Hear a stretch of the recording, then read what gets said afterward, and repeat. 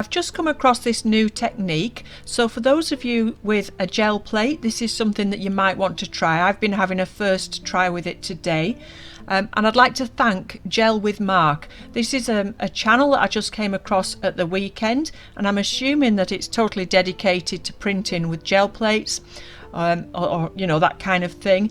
And I will link Mark's channel down below in the description. It seems like a relatively new channel, but doing really well.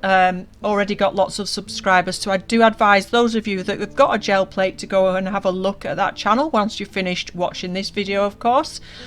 So I thought I'd give it a try with a cow first of all, and then later on I did some landscapes as well, which are later on in the video. So it's all about using charcoal and making a charcoal transfer onto your gel plate before you put your acrylic paints on. So I just sketched out a cow just using ordinary willow charcoal. Once I'd done that, I put this onto the gel plate, as you'll see in a moment, and then it leaves the charcoal on the gel plate. And you'll see when I pull the paper off that not all the charcoal is left, so you've still got that imprint on your paper which you could reuse, and that's something I do with the landscapes later on, so you can have a look at that at the end of the video. And I thought this could have so many applications. You could do the same landscape in 4 different seasons. So you'll see with the cow, I kept quite a simple shape. It's just an imaginary cow out of my head, and like I said, I was just giving these a go and having a play with them with this technique. And I think it's a really good technique because I like drawing. As you know, I like sketching, I like drawing, I like using my charcoal and being quite expressive with it. So I kind of felt with the printing and the gel plate, the things that I've done before, it didn't really suit my style and my techniques because I didn't have that opportunity to draw. And with this, I think it's absolutely great. I think I'm really going to enjoy using this. So it's just an ordinary willow charcoal that hopefully many of you will have, but we could, you know, you could try it using different things. You could try it with charcoal pencils. Maybe the Derwent coloured charcoal pencils are something I could give a try another time. I know 1 or 2 of you have those as well, and they'd be good for landscapes.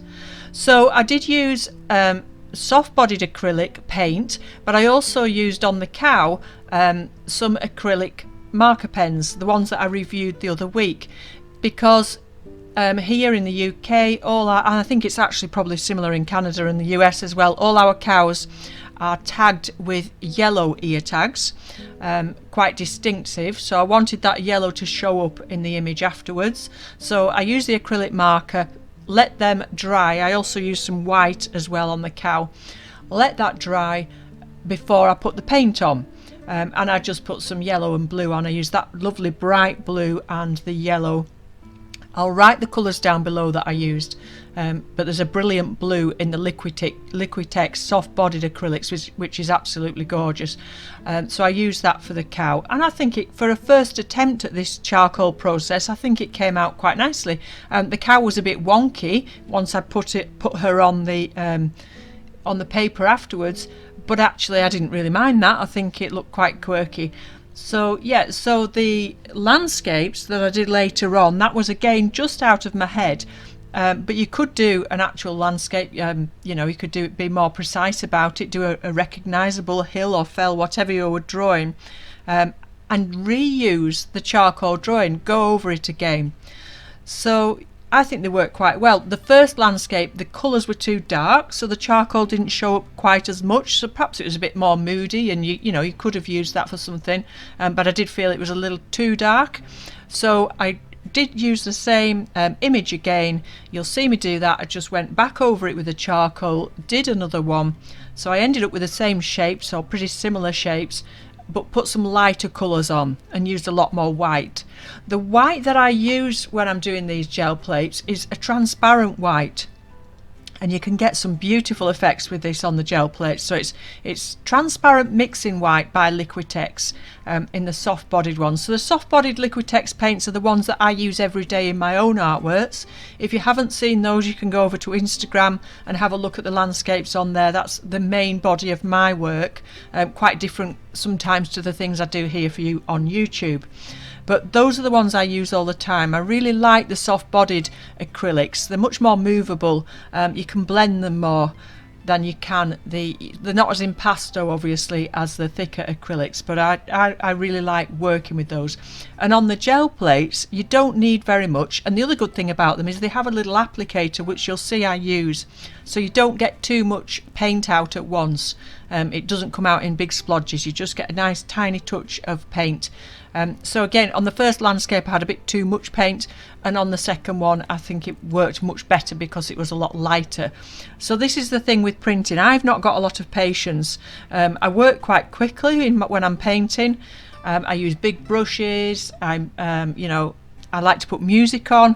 I'm not a detail person, and with the printing, like I say, I've got no patience, so waiting for things to dry isn't really my forte. I tend to rush things and spoil things.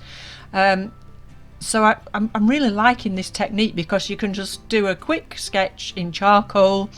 You can pop and straight away you can go on top of that with your paint. You don't have to wait for anything to dry. The charcoal's already there, it's dry, and it doesn't rub off the gel plate. So you can just do your sketch, put it onto your gel plate, put your paints on, and almost immediately lift it off if you put plenty of pressure on. So you're not waiting too much for things to dry. Okay, so I'm waffling on a bit now, but I think that's about everything. Anything else you need to know, I will link down in the description below. Again, a big thank you to Mark. I just came across his channel, and I'm so glad I did because I love this technique, and I wanted to give him a shout out because it's the only person I've seen come across with this technique, and I will put his channel down below in the description, so please do go and have a look at that because he's got a couple of videos using these techniques. Okay, thank you very much for watching. I'll be back again soon. Enjoy your own painting and drawing, and bye bye for now.